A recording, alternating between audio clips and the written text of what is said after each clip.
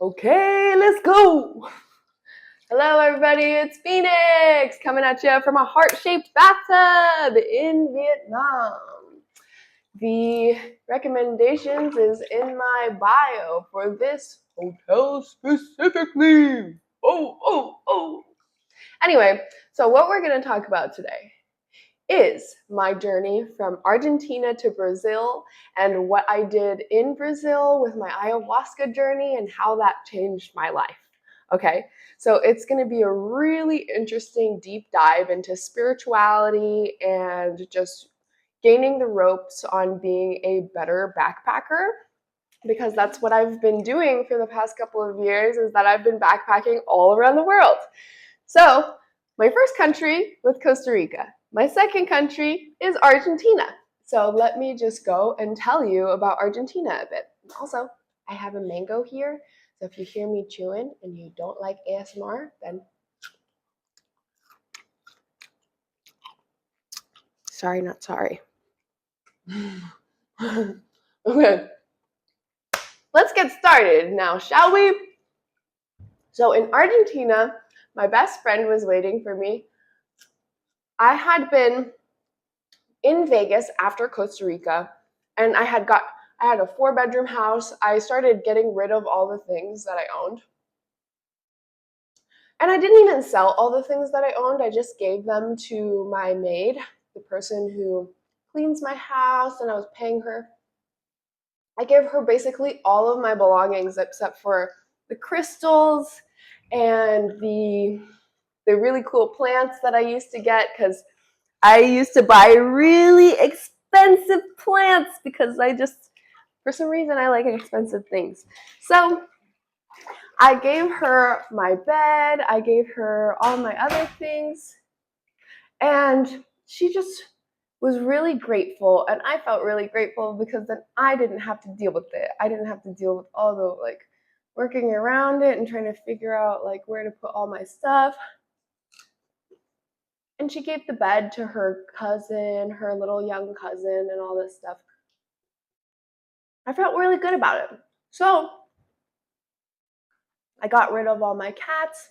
I gave them all homes. I sold them all. Thank you to all the people who owned my cats and my rabbits and my fish. I had way too many responsibilities for a 22-year-old. Okay? Don't do that. Wait until you're ready to start being held down for all those freaking responsibilities, all right? Because there's so much stuff for you to do. The only thing I have left is my car and my horse. I have a horse back home. She's a thoroughbred, and she's all white, guys. Anyway, I'm not going to get too off topic, but that's a little context and backstory. So I got rid of most of my stuff, and then I just went to Argentina, and my mental health was so crazy. I was basically falling apart because I didn't give myself that much buffer. My lease was almost done in 1 month, and I just started getting rid of all my things, and it felt like I was ripping away my own comfort. And I think it has a lot to do with this 20-carat moldavite that I bought. Moldavite is a glass that came from an asteroid hitting Earth, and it created this really powerful glass that creates rapid change even if you're not ready for it. So I think it had a lot to do with that. And it shifted my reality in such a way that I was just ready to travel the world. And so I flew to Ewan, my best friend, into Argentina, Buenos Aires. And this was after Messi had won the World Cup, and there's just Messi on buildings, and it's so cool and so fun. And I just think Argentina has a very European influence. I think it was colonized by Spain. So Argentina is, their roots have a lot of Spain blood. The architecture is very European looking. And I would say it's just overall a very nice country. It's the eighth biggest country in the world, and it has all these different climates. It has ice, it has glaciers, it has plains, all these beautiful mountainous landscapes, and it's super close to Antarctica. So you can go to Antarctica really easily if you wanted to from the south part of Argentina. Well, Argentina is so calm and just relaxed, and the culture is very just chill and good vibes, good food, good cheese. Oh my God, the cheese is delicious. The cheese that they make there is from their cows, and the meat that they have, I think, as well. I'm not quite sure if it was the meat or if it was just the cheese, but it was so delicious. And there's this one meal that I really, really like. It's not even a meal, but it's a cut of a honeydew melon, and they slice some jamon, and then they put some jamon on the melon, and it's so sweet and savory, and it's delicious. And my best friend took me to this really nice bar, and I ate a whole fish, a fried fish, and it was just really fun. I think Argentina, the best thing you can really do is either go in nature or eat some really good food, because the food there is super good, and also the economy there is super cheap. It's not good for the locals there, but for people visiting, it's super good because their money is just so inflated, and it is never going to stop inflating. So if you go to Argentina, you're going to want to exchange your dollars with a local. Be careful not to get scammed and taken advantage of, but if you're changing, don't take it to an exchange. They're going to give you a worse rate than if you go to a local. Okay? So that's the good rundown of Argentina. And after about I'm thinking maybe 1 week. After 1 week, me and my best friend started getting a little bored, because it's just like we're hanging out, we're eating food, we're being chill, it's super relaxed. So what I ended up doing is going to a circus school and then doing a whole bunch of training for lyra and mostly trapeze. And it's super awesome. If you just look up Cerca in Argentina, Buenos Aires, it's this really nice school, and also each class is only $15, which is insane. And the teachers are so well informed, and they just know how to do all the things that you're asking. So I'm really excited to share that and have other people go there if they ever do. There wasn't much English speaking teachers, but I was living and learning, and they taught me some things that were way more advanced than all the other places, because I don't know, I think just in America, everyone's always afraid of a lawsuit or whatever, so they won't teach you anything fun like a drop. But in Argentina, they'll teach you things because they have confidence in your skill, which is so awesome. Milk break. By the way, get a coffee or something. Get something to sip on while we chill and relax and make bonding together. Right, friend? Anyway, so after that, me and my bestie went to Foz do Iguaçu, which is one of the biggest waterfalls ever. I don't know really the statistics of it, but it's a huge waterfall that creates this giant river that borders between Argentina, Brazil, and Paraguay. So it's this border, it's this natural border that connects all three of these countries, which is so epic because you just can imagine how epic and large this river is. And so me and my bestie, we took some photos and we looked at the waterfalls, and we really loved it. And we wanted to go towards the waterfall, but the touring was full, so we ended up going down the waterfall in a big boat that only one other couple was on. we loved it. We got to see beautiful waterfalls and just go down the river and look at all these countries and bridges. And after that, we went back to our Airbnb and lit some candles and made a little altar and some manifesting papers and just wrote down what we wanted. And after that, I wanted to go horseback riding for a while, but there were no horses on the side of Foz that we were on. The closest horseback riding facility was across the river in Brazil. So I had to convince my bestie to come on, let's go to Brazil. It's so close. Like, let's just go across the river. So we went across the river and I rode horses at Horshino in Foz. And it was just so good. For an entire week I was riding, and they were so good to me. In the beginning, it was kind of awkward because no one could speak English, but the owner there could. So he took over and he taught me. And then it was easier for the people who didn't speak English to teach me. It was so epic, and I would recommend Horshino Ranch to anybody. If I could bring my if I could bring my horse to South America and bring it into Brazil, that is where I would bring my horse, because it has a river, not even a river, it has a pond and huge grassy space for all the horses to enjoy, and you can just tell that the riders are very, very experienced. They're jumping with like 18 hand high horses, and they're huge and gorgeous, and they're being taken care of so well. And I made some really good friends there.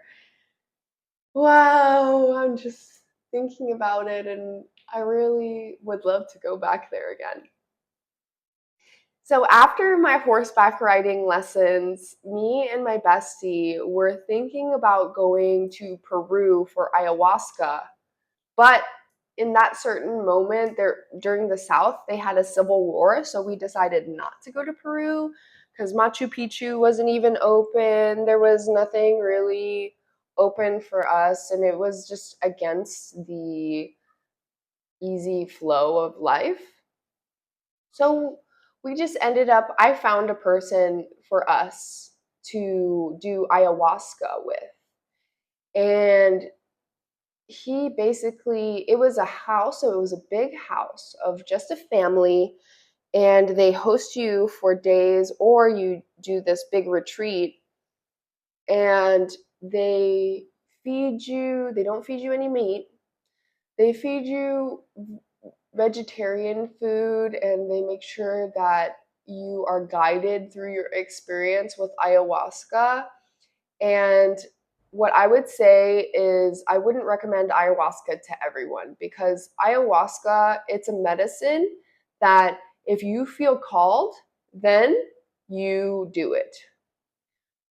But you don't convince people to do ayahuasca, because ayahuasca has a very strong essence of the forest, of the jungle, that you receive all these downloads deeply from internal source that you start developing. It almost feels like you mature about 3 to 5 years within a couple of nights. And it's pretty insane. And I want to recommend it to everybody, but even then, you can have a bad experience if you're not ready. So me and my bestie, we got on a bus and we took it all the way to Itatiaia, and we stayed in this man's house with his family and his mom and his dad. And we it was so amazing. It really was amazing. I negotiated the prices in Portuguese over text. Make sure to do that, because when you speak in English in these countries, they're going to charge you 2 to 3 times or even 10 times more. So I got lucky. I talked to him in Portuguese and was able to work out a deal for 300 USD for 3 days. But I think initially they would have wanted to charge me 900. No, I'm smarter than that. Sorry.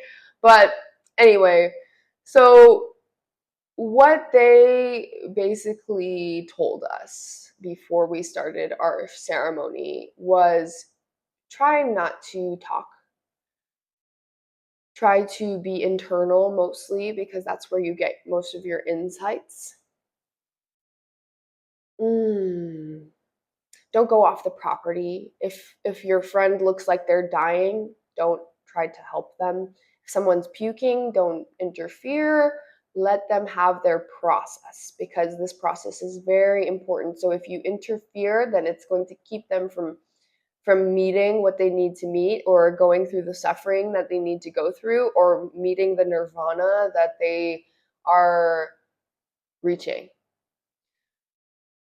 And I think it's really incredible what this medicine does because I had such a wild and eye opening, liberating experience that really developed me spiritually as a person. And I think I was about 23 when I did this. And my main goal was to heal my skin because I have really bad psoriasis when I am very stressed out. And I was very stressed out because I was leaving my house, my cats, my rabbits, my fish, my everything that I loved, my boyfriend, my girlfriend. Everything was falling apart and I had to sacrifice everything in order to reach this knowledge, to gain wisdom spiritually and develop myself internally to and that's all that I needed. Really, I needed to sacrifice everything I owned. I needed to sacrifice all the things that were holding me down in order for me to reach this freedom of being, the ability to go around the world and share my story and create a life that I really think is worth living, right? So, why don't we just go into the ayahuasca ceremony, right? Let's go into the first day. So the first day, I wrote down all my intentions. My intentions was to heal my sexual trauma, my mental trauma, my relationship trauma, my mother issues, my father issues, my grandma issues, everything, my skin issues, my mental issues, all these things that were piling up that I didn't know how to handle, right? When you are so in pain just being in your own body, it comes down to the point that you're willing to try anything, you know? And I was desperate. I needed something to heal me, and I was hoping that ayahuasca would do the trick. So I took this ayahuasca. There was only 3 other people there, 2 men from Finland and my best friend with me.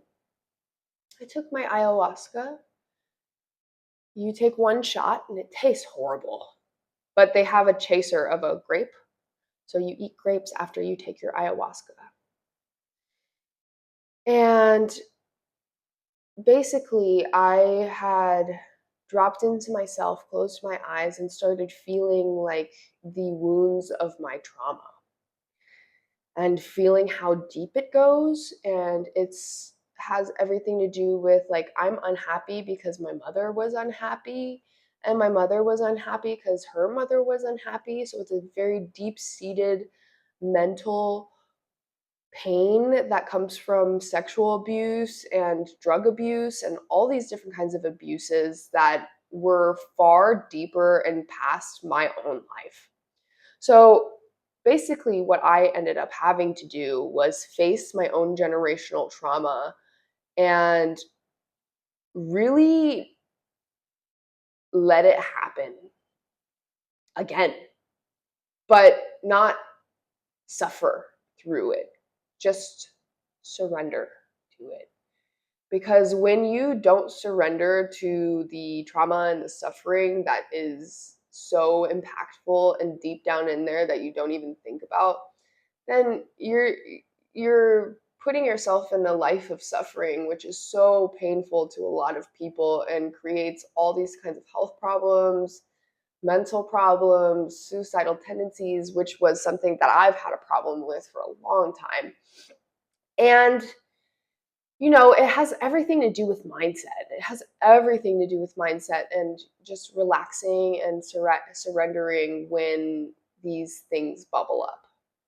And it was really painful. But when I was able to look at it, these wounds, these emotional wounds, were not actually that deep. So the first day was me going through my trauma, realizing my trauma is not that deep because it doesn't penetrate as deep as my soul, that people only had manipulated and abused and hurt my body, but my mind and my heart are so strong and they can withstand lots and lots and lots. And that's exactly why I was able to bring myself to that point where I was ready to take medicine that was going to push me further. You want to get out of your comfort zone. You don't want to stay in your comfort zone. Trust me, especially if you've been abused or hurt. You don't want to stay in your comfort zone because your comfort zone is actually your abuse. So, with that being said, I started knowing who I was. And it's not questioning, who am I? What am I here for? What am I doing? I didn't have those questions. I knew. I have known always that I am an artist. I'm a dancer, I'm a singer, I'm a painter, I'm a poet. I'm all these different kinds of things. I'm a content creator, like I'm a fire eater. All of these mediums are different types of arts that come through me because I am a vessel and I'm an instrument, and there's this concept that I had thought is that God comes through your spirit and spirit comes through your body and art comes through your body. So it's this chain link effect that God comes through your spirit, spirit comes through your body, and art comes from that. So it's just the evolution of creation going down the chain. And so that's how I am able to express my divinity and share that with people, is that you heal through your problems and then you're able to share your art, because that's what art comes from. Art comes from either like a place of pain and you're trying to heal your pain by communicating your art and communicating through your art, either making a painting or a poetry or all these different kinds of things, or you're sharing like this beautiful feeling. You're invoking feelings through art. And it's so good. It's so good to know that that's part of who I am and share that with people. And I really want to inspire people around the world to find those parts of themselves that deep down, if you were to really strip yourself down to bare bones, who are you really? What are you? This isn't supposed to be a question. This is supposed to be a knowing. You're supposed to know who you are. And deep down, you already do. Deep down, you already do. You don't actually have to ask these questions. You just need to know, what were you naturally doing when you were young? What were you naturally doing that was your natural inclination? My natural inclination was always to paint or to draw or to just make clothing out of little socks for my Barbies, So you reconnect with these childhood loves and these childhood joys that really invigorate you and feed you as an adult. That was my first day of ayahuasca. My second day of ayahuasca was really exploring and enjoying this knowing of who I am, and also creating boundaries with people and recognizing the boundaries that I can create. Is like, my ex was trying to talk to me and I just wanted to create that boundary. My best friend tried to say something mean to me and I created a boundary. So it was me realizing that my boundaries are important and that my feelings, I get to choose how people treat me. And that's exactly why I'm not going to go through any kind of trauma or anything anymore is because I decide that I am not a victim. I'm the person who gets to choose my boundaries and nobody else does. Right? And after that, I floated into the river, into the lake, and I just walked around and I became part of the earth. And I started making music, and the song and the voice that was coming out of my throat was just so gorgeous. I had never felt so aligned with my voice that I could just speak who I am into existence, feel who I am, and speak anything there. And it was so liberating that I started seeing through the veil of reality. And it started lifting to where you could see a bit past what reality is and the illusion that reality is actually the illusion that's covering up all this energy that we don't see because we're just oblivious. We're oblivious to all this energy that is constantly floating and emanating from the walls. And how do I describe this? It's just we were in this giant house that had energy just from the forest emanating from the walls, and it was moving and you could see the green and the life, and it was really beautiful because when you think of ayahuasca is a vine that takes about 10 years to grow. It's very abundant in Brazil. But you take that vine and you mix it with this one little leaf from a bush and you brew it for about 15 hours and create this brew that is very hallucinogenic. It has DMT in it that opens up this pathway in your mind that we're not able to access. And it's a theory that DMT is naturally released in your brain when you die, when you're born, and when you're sleeping.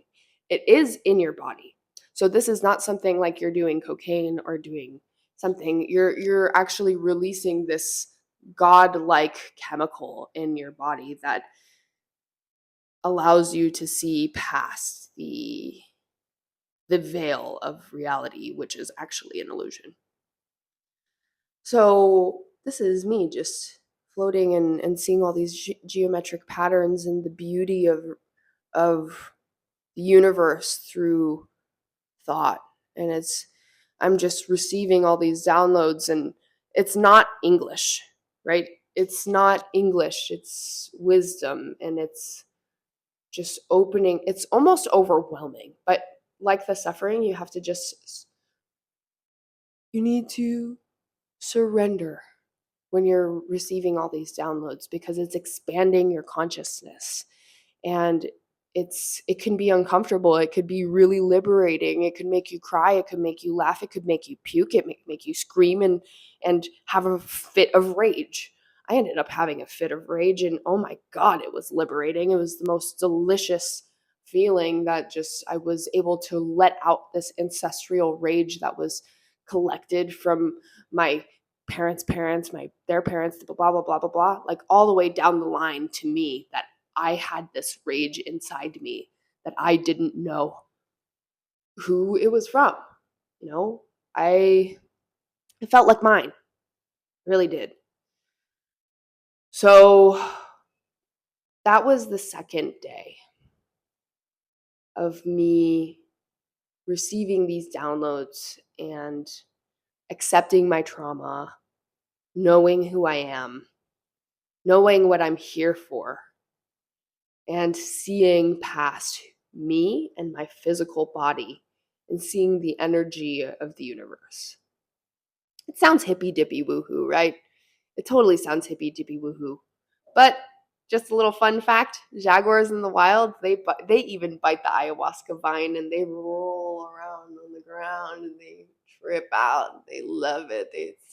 It's this energy of the jaguar and this energy of the forest that really is impactful, because it's like you get these informations from tribes before you without even having to meet a person. It's just this stimulating communication from the jungle you're in.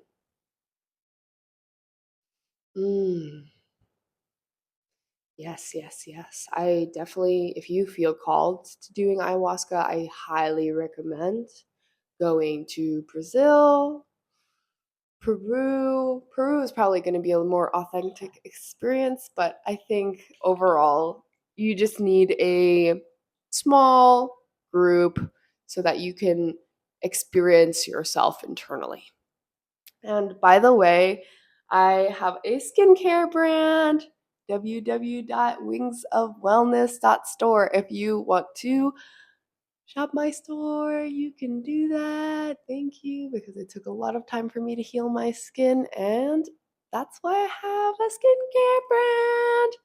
Anyway, let's just keep going with the good and juicy details about my experience of being spiritually moved. The third day of my ayahuasca experience was by far the deepest place that I had reached. And I want to emphasize how important it was for me to go through my trauma and to know who I was before I entered this space, this mental space, to see past the illusion and also get into this space of just feelings. So wow, I don't even know where to start because it's just such a beautiful experience that I had.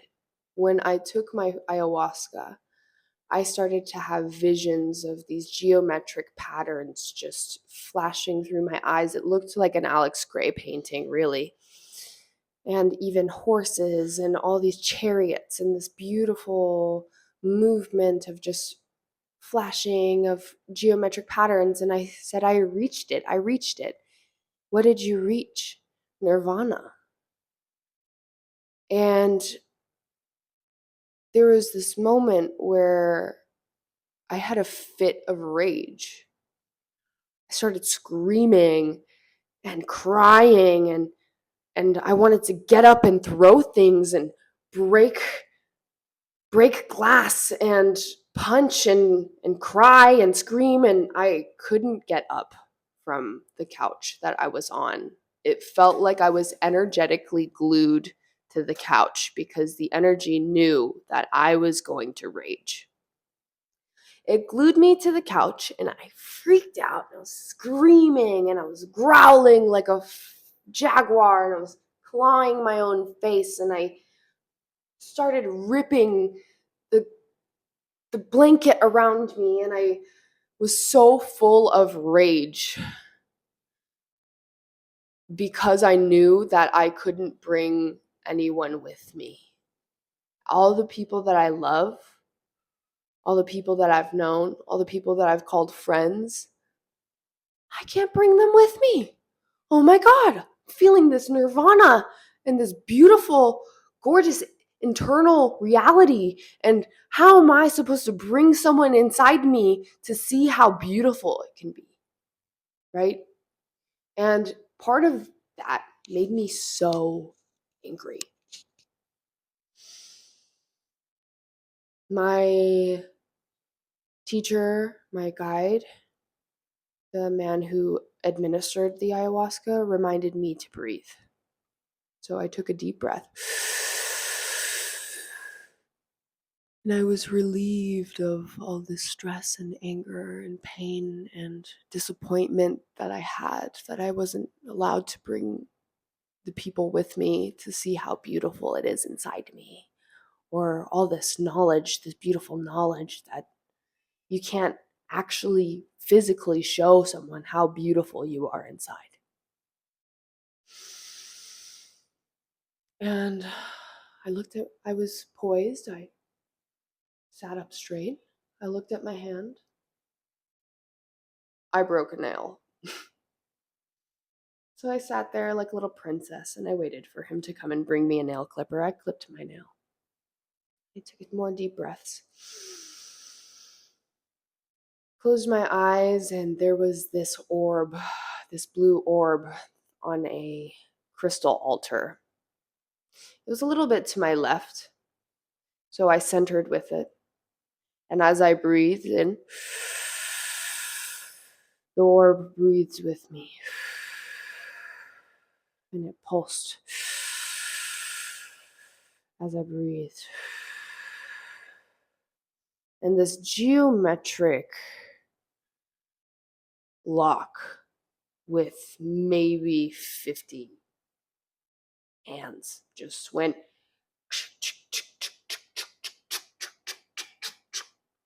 And it opened into this realm of a room of non-physical. It was a non-physical room. And there was the walls looked like eyes.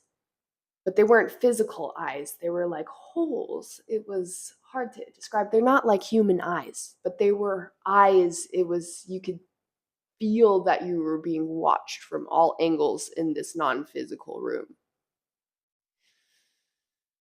And I was non-physical. I didn't have a body. I was just part of the energy of this space. And it felt like I was meeting God in that moment. And I don't believe in any specific, like I don't call God Jesus or Allah. I just feel energy. And this feeling felt like I was meeting God. And it was so divine. It was communicating to me without words. It was communicating to me with just telepathy. And basically told me, you can ask me any question. And I had all these questions. How do I heal my skin? How do I heal my mental health? How do I heal my trauma? Blah, blah, blah, blah. I had all these questions, but in that moment, I asked nothing. It's really insane to think I had 50 plus questions to ask. But when I got to this place, I didn't have a question. I only felt gratitude. And I only felt peace. I just want you to imagine with me. You're non-physical. And you get to the space where you can ask any question and it will be answered. But you have such a faith in your own life. Faith and trust in your own life that everything is going to go exactly as it needs to. And I think that's just part of life, is that you learn eventually that everything is going to go the way it wants to go, whether you decide it's going that way or not. You know, you can plan your life as much as possible, but it doesn't mean it's going to go exactly the way you plan it, right? So that's just one thing that you have to acknowledge and be accepting of. And that's what I want to share with people, is that God is a place of gratitude and abundance and faith. And honestly, you don't have to ask that many questions to get some answers. All you have to do is be aligned with your own gratitude, and then the answers will come. So that's what I wanted to share. And then after my ayahuasca experience in Itatiaia, which is between Falls and Rio, but that's really far from each other, actually. I went to Rio afterwards, Rio de Janeiro, when Carnival was happening. And I wanted to go to Carnival, but I was just done with ayahuasca, that it was way too much energy for me. I couldn't handle it. So I decided not to. And I left Rio as fast as I could because I was just way too overwhelmed. And it was during February. It was on Valentine's Day. I was so sad because I couldn't call like my boyfriend or whatever at the time, because we were on a 6-month break, because I needed to mentally go handle myself and take care of myself and just grow up. That's what I thought I needed, is that I wanted to grow up and maybe even just work on myself. So that's what I ended up doing. And I was about to leave Rio with my big backpack. I had no idea where I was going. And then someone stopped me and said, wait. Where are you going with that giant backpack? You're going to get robbed. Like, you better not be leaving outside in Rio. You don't know where you're going like that. And I said, I need to go to the jungle, dude, because this is not it. So he suggested I go to Petropolis because you can eat fruits off the trees and all this fun stuff. And I ended up going to Maje instead of Petropolis because it was a little bit closer. It was a 2-hour Uber, and it had this giant waterfall called Cachoeira de Novia, and that translates from Portuguese into English the like waterfall, the bride's veil waterfall, because it's so beautiful and white and long. So I went there and I luckily had my tent. Wow, even going there is its own story in itself. I brought a guitar and we're driving to Maje, and the guy who told me to go to Petropolis told me not to tell my Uber driver that I was alone because I'm a woman, and also we're in Brazil and my Uber driver's a man and I'm not going to have any cell phone service. So he told me, don't tell him I'm alone, tell him I have friends at the waterfall. So I just stuck to that and I kept telling him I have friends at the waterfall. I was playing music the entire way around because I had my guitar with me. And then when we got there, it was already nighttime and it was pouring rain so hard. And he was terrified for my life. We didn't have any cell phone service, and he kept trying to tell me, go back to the city, go back to the city. You can't go up here with rain like this. You're going to die. Like, there's men here and you don't know. He was so scared for me, and he started giving me anxiety because of how scared he was. So I just lied to him and told him, I have friends waiting for me. I have friends waiting for me. I'm going to be okay. I'm going to be okay. And he was so nervous. So I just ended up picking up my backpack and just going into the wilderness by myself. And I had set up a day for him in about a week for him to come at 2 p.m. on this day. And I told him, please come. I'll pay you. So I went off into the darkness of the Brazilian jungle, and it's pouring rain, and it's steep, and there's mud, and it's rocky, and I just keep going while it's raining, and I keep going until there's no more light. And I just felt fear because people kept telling me I was going to die, and I started doubting. I was like, oh no, I don't know anything about the Brazilian jungle. Am I going to die by accident, or am I going to accidentally kill myself? That's what I was worried about, is that I thought that I really had made a mistake, and I didn't even have any cell phone service. Dogs started barking at me in the middle of the night, and I was just nervous overall, and it was probably like 1 a.m. So I threw my backpack under some barbed wire, and then I crawled under the barbed wire and I set up my tent on that grass because, no one's going to go under barbed wire to come and check out a tent. So that's what I did.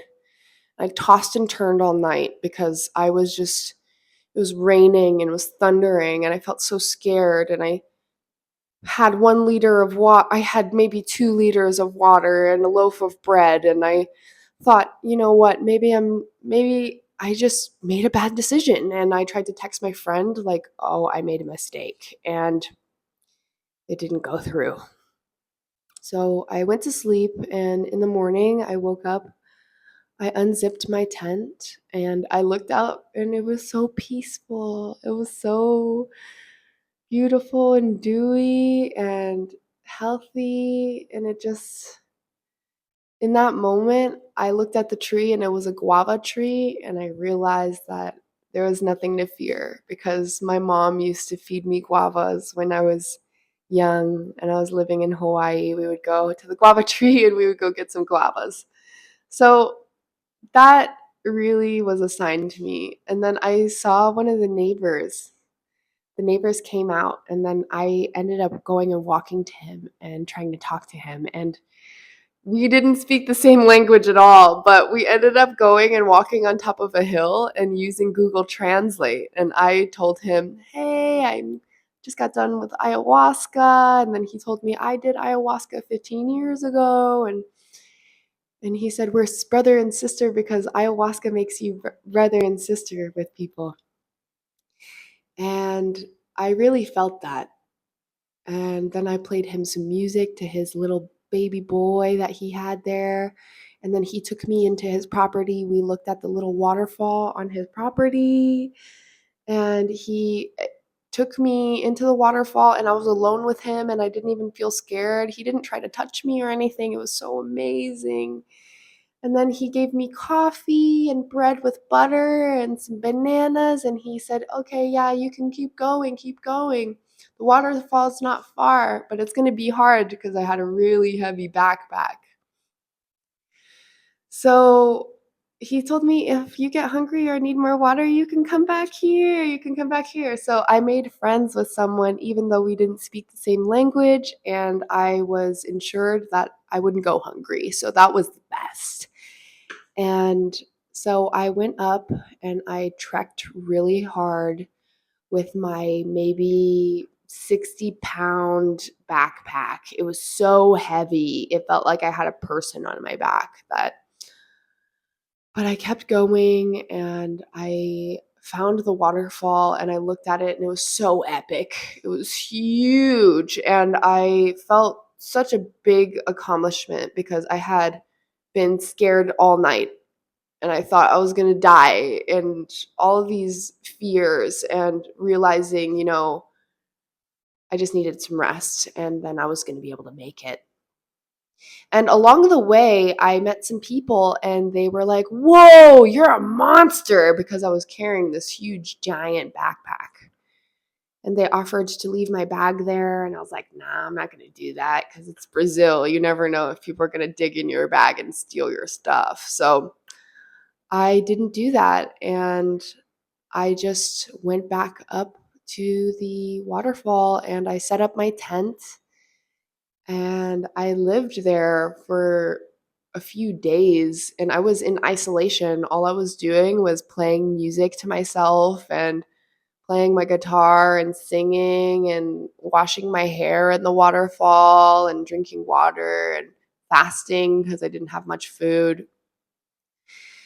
And it got to the point where I was like shaving my legs in the waterfall and washing my hair. And there was one day where I was fully naked and there was butterflies flying all around me. There was maybe 4 white ones and 3 big yellow ones that were flying all around me while I was shaving my legs in the waterfall. And then they were drinking water off of my skirt that I had under my butt because I didn't want to sit on the rock naked. And it was really magical. It was really magical. It was like I was being connected to the universe through these little beings and this water and this weather. And then people came up to me, the people that I had met before that saw me with the big backpack, told me that, hey, you want to go up the waterfall? We have people. There's a house. There's a girl from Argentina. There's people. And I was like, no, I'm happy. They said, you can come join us, join us. And I said, no, I'm happy. And then I started getting hungry on the 4th day. So I started hiking down the mountain. But in my head, I was like, it doesn't matter if I get there in 1 hour or if I get there in 5. So I started picking up little crystals on my way. And I picked up a whole bunch of crystals, like quartz, because Brazil has really nice quartz. So I was picking up all these quartz, and then I got to the area where the people saw me with the backpack and wanted to help me. And then they said, hey, you want to go up the waterfall with us and do ayahuasca? And it blew my brain because I wanted to do ayahuasca again. I wrote it down in my journal. I wrote down a poetry about kittens, and I even wrote down something that I wanted to eat jackfruit. That's why I was coming down the mountain, because I wanted to try to knock a jackfruit off the tree.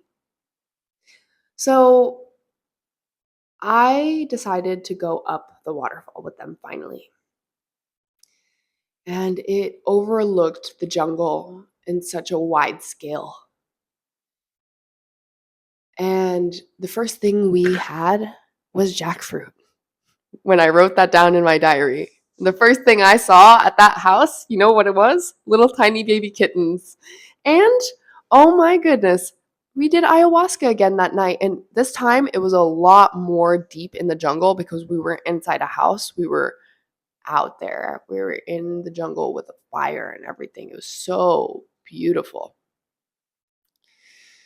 So basically, I got adopted by this modern tribe of Brazilian people, and they fed me 3 times a day vegan food.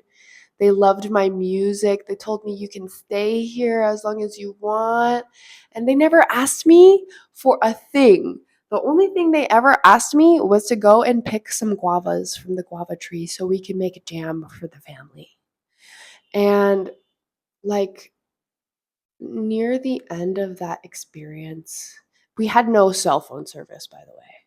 But near the end of that experience, I just started crying because I knew that no one at home in Vegas, Las Vegas, I'm from Las Vegas, was ready for me to come back home.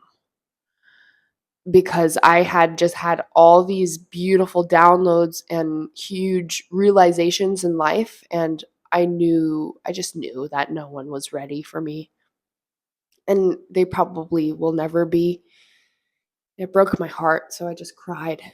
And my friend Dominique, the woman, the mother that offered me to stay, she said, "You can stay here. You can live here with us. You don't ever have to leave." But she didn't know English, so she had one of my friends translate it from English. She said, "You don't ever have to leave. You can make music and we can make food with us, and we can stay here together and we can make life together." But my flight was already booked to Vegas, and I just knew that it was time. So that concludes my story from Argentina to Brazil, going into my ayahuasca ceremony. And I think the life that has come of it has been so eye-opening, and I am a completely different person than I would have been had I not done that. So that's what I want to relay to everyone else is get out of your comfort zone, sacrifice the things you need to sacrifice to reach the person you don't know you're supposed to be, even though it feels uncomfortable, because usually being uncomfortable means you're going to grow a lot. So that's what happened to me. And I'm thinking my next episodes of this podcast will be the videos I took day after day while I was doing the ayahuasca ceremony.